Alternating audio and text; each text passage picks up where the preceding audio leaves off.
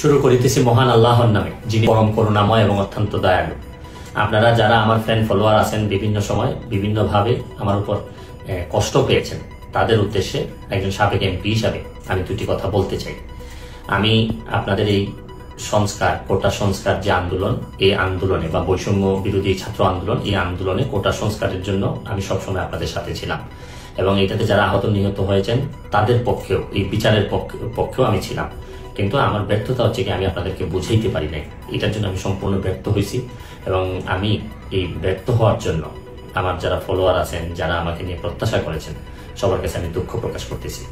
আমি আপনাদেরকে আরেকটি কথা বলতে চাই। এখন যে কাঠামোগত সংস্কার আপনারা চাচ্ছেন, দেখেন এই সংস্কারের জন্য আমি বহু বছর আগে থেকে কাজ করে যাচ্ছি। আপনারা দেখেন এই দুর্নীতির বিরুদ্ধে যুদ্ধ, গত 15 বছরে আপনারা যে 2-3 জন মানুষ দুর্নীতির বিরুদ্ধে সোচ্চার ছিলেন, এর মধ্যে হয়তো আমাকে একজন আপনারা পাবেন। আপনারা জানেন যে আমি এস আলমের বিরুদ্ধে নিজে বাদী হয়ে মামলা করছি টাকা পাচারের জন্য।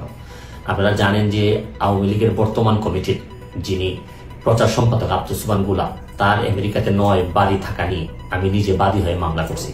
আমি পুলিশের সাবেক আইজিপি বেনজিরের বিরুদ্ধে নিজে বাদী হয়ে দুদকে মামলা করছি। মহান সংসদে আমি তার বিরুদ্ধে বক্তব্য দিছি। মতিউর, যে কর কমিশনার মতিউরের বিরুদ্ধে আমি মামলা করছি। আমি সালাম মুর্শিদের বাড়ির নিয়ে মামলা করছি। আপনি সালাউদ্দিন, কাজী সালাউদ্দিন যে ফুটবলের দুর্নীতি নিয়ে আমি কথা বলছি।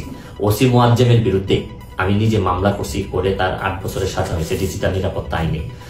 আপনারা জানেন যে জীবনে যত ঝুঁকি ছিল, আপনারা জানেন যে এই কোটা আন্দোলন শুরু হওয়ার 2 সপ্তাহ আগে আমি প্রেস কনফারেন্স করতে বলতে বাধ্য হয়েছি, আমি জিডি করছি যে আমার জীবনের উপর হুমকি আছে এইসব দুর্নীতির বিরুদ্ধে প্রতিবাদ করতে গিয়ে। সুতরাং আমি এই যুদ্ধে সবসময় চেষ্টা করছি। এখন আপনারা যারা যে যুদ্ধ শুরু করছেন, ছাত্র জনতার নেতৃত্বে যে যুদ্ধ, এই যুদ্ধে আমি মনে করি যে দুর্নীতির বিরুদ্ধে যুদ্ধ, এই যুদ্ধে আমি আপনাদের সবসময় আমি আপনাদেরকে দোয়া করি যে আমি যতদিন আসি চেষ্টা করে যাব দুর্নীতির বিরুদ্ধে এই যে যুদ্ধ, এই যুদ্ধে সবসময় শরীক থাকার আমার জায়গা থেকে আমি চেষ্টা করব। এই বলে আজকের মতো বিদায় নিচ্ছি। ভালো থাকুক আমার বাংলাদেশ, ভালো থাকুন সবাই। ধন্যবাদ।